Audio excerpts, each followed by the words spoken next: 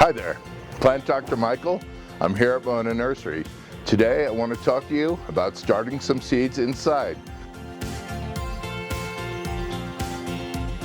We want to start our early season vegetables, and we're going to start it about 6 weeks before the last frost. We have a seed starting tray by Hydro Farm.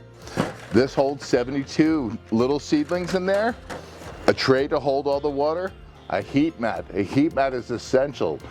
Seeds need warmth, not light, to germinate. Once they germinate, then we need light and get some humidity on them.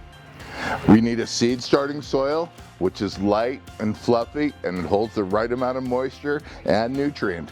A little bit of nutrient once it sprouts is essential for ensuring positive growth.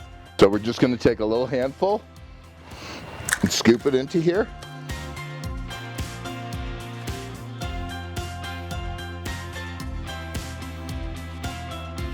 All seeds need to be planted according to the depth that it shows in the back of the package.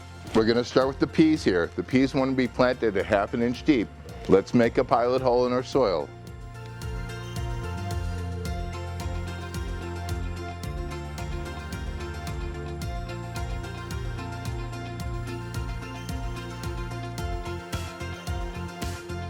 I always put 2 seeds into each hole, just in case one doesn't germinate.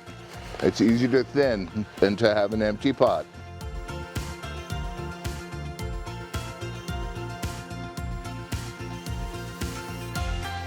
And then water it in.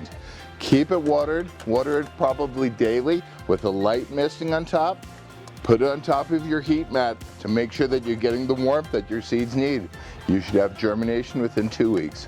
Once you have your second set of leaves, get some light nutrient on there so your plant has all the energy it needs to grow and succeed. The best way to overcome the winter blues is to plant your spring greens.